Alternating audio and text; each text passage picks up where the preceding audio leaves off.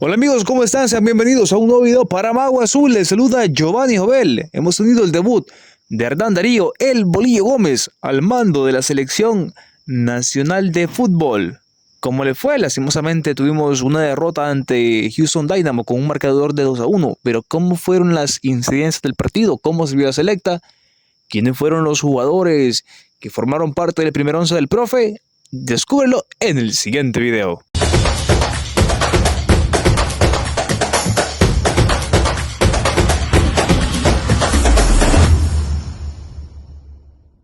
Y lastimosamente así es el fútbol, no se pudo cumplir aquel viejo dicho que dice que todo técnico que debuta lo hace con victoria. Lastimosamente le tocó caer al Bolillo Gómez, pero esto no quiere decir que El Salvador dejó buenas sensaciones. Recordemos que el partido se desarrolló en el Shell Energy Stadium en la ciudad de Houston, en la casa del equipo Houston Dynamo. ¿Cuál fue el primer once que manda el profe colombiano al frente de la selecta? Bueno, pues en la portería salíamos con Tomás Romero, por la lateral derecha aparecía Brian Tamacas, la pareja central es Julio Cibrián y Jorge Cruz, lateral izquierdo es para Alexander El Cacho Larín. Íbamos a una especie de doble contención, el profe le gusta un poco el 4-2-3-1, salíamos con Narciso Soriana, Chicho, también con Melvin Cartagena, el jugador de El Isidro Metapán, con una especie de enlace aparecía Darwin Serén, que como ha venido haciendo en los últimos partidos ha sido muy criticado, pero quizás también es muy excesiva la crítica sobre Darwin, que hoy salía aportando el gafete de capitán con la selección. Por los extremos teníamos a Jairo Enríquez y también teníamos a Santos Ortiz. Alguna sorpresa, sí, porque se habla un poco de que se podía estar el mismo Francis Castillo desde el arranque, podía aparecer Harold Osorio, que más adelante vamos a ver cómo aparecieron en el partido, y aparecía también en punto de ataque Nathan Ortaz. La verdad es que el partido empezó con una intensidad bastante importante para El Salvador, y al minuto 4 se conseguía el gol, un golazo de Jairo Enríquez. La verdad hay que decirlo, fue un golazo que le salió a Jairo, que había venido siendo criticado últimamente en partidos con la selección, que le faltaba dar un poco más, porque sabemos que Jairo es un jugador que puede llegar a ser diferente a comparación de otros, y se le venía pidiendo eso, pero hoy lo demostró con un auténtico golazo. Pero el problema no viene tanto de el hecho de hacer un gol rápido o de cómo fue el gol, sino de cómo fue la respuesta, porque solo 2 minutos después Diego González empata el partido con un golazo que agarra una especie de efecto muy raro que le hace a Tomás Romero. Parecía que el balón se marchaba lejos de la portería que defendía el guardameta Cuscatleco, pero al final se termina colando y empataban el partido. La selección es que presentó un juego muy dinámico en el primer tiempo, tuvo bastante la posesión de balón. Recordemos que cambió el esquema, eso es muy importante. Ya hablamos que el profe Bolillo le gusta usar el 4-2-3-1. Veníamos de la era del profe Tony Galara, que era muy común el 3-5-2, que no terminaban de acostumbrarse a jugar con línea de 3 en la saga central, pero al final son estilos completamente diferentes. Al final no se hicieron más daños en el primer tiempo y ya Houston hizo unos cambios. Recordemos que Houston es un equipo que viene en competencia, entonces no iba a sacrificar tanto a los jugadores titulares porque no está teniendo etapa muy buena en la MLS. Ha tenido bajas muy sensibles de dos jugadores que fueron el pilar en el medio campo y también que son referentes de equipos de la CONCACAF. Hablamos de Héctor Herrera, el mexicano que llegó al Toluca, y de Alberto del Coco Carrasquilla, el jugador panameño, el talentoso volante creativo del fútbol canalero que recaló en los Pumas de la Universidad Nacional de México. Ha tenido esas bajas, le ha costado bastante en la MLS, pero tuvo que guardar sus jugadores, que lo sacó en el segundo tiempo y así vio un cambio diferente. Ya era el Dynamo quien tenía la posesión de balón. El Salvador no le quedó más que replegarse.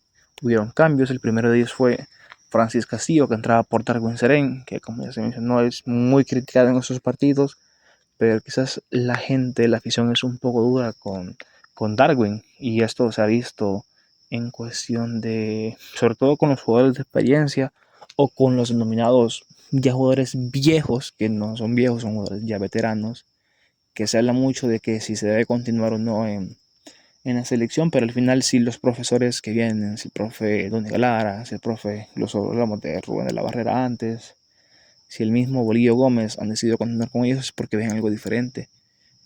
Lo mismo se vivía con el caso de Nelson Bonilla, que fue muy criticado también en su momento y el centro de críticas de la afición o de gran parte de la afición salvadoreña. Entraba Francis, que Francis sabemos que es un jugador que da mucho vértigo por las bandas, sobre todo cuando es por banda izquierda, porque es un jugador bastante rápido, se le vio en el partido que tuvo bastante llegada, bastantes oportunidades, pero el problema es ese, que Francis todavía es un jugador que le falta por mejorar ciertos aspectos del juego.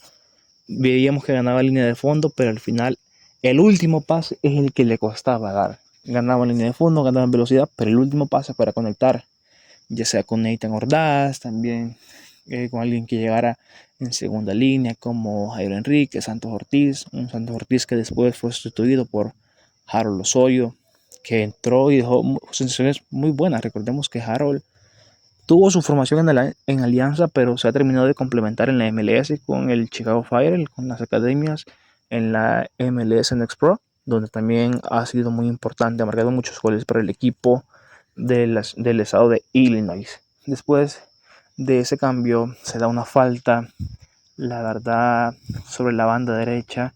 Parecía muy complicada que se generara el peligro y estaban destacando eso de la selección, la solidez defensiva y que Tomás Romero no había tenido muchas complicaciones en el partido, pero se da después de un no rechace porque el balón parecía que no tenía muchas complicaciones para Melvin Cartagena. Al final el balón lo termina bañando y llega solo el jugador del Houston Dynamo a empujar. Nada que hacer para Tomás Romero, pero son esas desconcentraciones claves las que se tienen que ir trabajando con el profe Bolillo Gómez. Recordemos que no podemos crucificar a la profe por el primer partido que tiene. Es un grupo que ha trabajado muy poco, que se le vio bastante bien en el primer tiempo, pero vamos a lo que él mencionaba en las primeras ruedas de prensa al llegar al país. El equipo se cae en las segundas partes. El tema físico está pasando bastante factura. Después entraron Josué El Torito Rivera y Leo Mengíbar. Dieron un giro diferente al partido. Se mostraron mucho más frescos. Dieron jugadas de bastante peligro, pero todavía falta ese punto. Todavía falta encontrar como en la conexión con los de arriba. No lograron conectar jugadas que parecían que podía caer el empate para la selección salvadoreña y al final terminaban en nada. Todo esto, recordemos que tiene que ver con lo que se menciona, es poco el tiempo que llevan trabajando juntos, el esquema es diferente, ahora salían con Nathan Ordaz en Los Ángeles y en la selecta no se hizo como un delantero centro puro, no es el típico 9 rematador como lo puede ser Brian Hill. Steven Vázquez es un poco más móvil, también Emerson Mauricio es un poco de ese perfil de delantero 9 rematador, sino que Nathan es un jugador que tiene un buen dominio de balón y se lo ha visto en ese partido de Steelers de una calidad muy grande. Recordemos que Nathan es un jugador bastante talentoso y es una de las promesas que tiene Los Ángeles Fútbol Club, una promesa y una realidad también porque se viendo muchos minutos en un equipo en el que su compañero de ataque es, recordemos que Oliver Giroud. Entonces Oliver Giroud es el delantero centro, el 9, y Nathan juega usualmente por la banda o derecha o izquierda. Hoy tocó hacerlo delantero centro por las ausencias importantes de Steven Vázquez y Brian Hill. Así que hay que esperar, pero es importante tener microciclos, campamentos, incluso juegos amistosos para ver cómo funciona, porque se viene lo importante, las eliminatorias para el Mundial en julio, y tiene que estar complementado el equipo. Tiene que verse una fluidez de juego porque es a morir o a seguir adelante buscando el sueño mundialista de 2026. Al final la selección dejó buenas sensaciones, sí, pero seguimos con lo mismo. Al final en el segundo tiempo nos terminamos cayendo y esto va a ser muy complicado porque hay equipos que trabajan bastante, sobre todo cuando es el apartado de equipos caribeños. La parte física es muy rescatable, resuelve mucho en ellos y puede pasar factura para la selección salvadoreña. Pero ustedes, ¿qué han opinado del partido? ¿Creen que se debió ganar? ¿Creen que debimos perder por más goles? Por lo menos el empate. Lo dejan aquí abajo en la caja de comentarios. Si les gusta el video, suscríbanse y activen la campanita de notificaciones para estar enterados sobre la magia del deporte salvadoreño.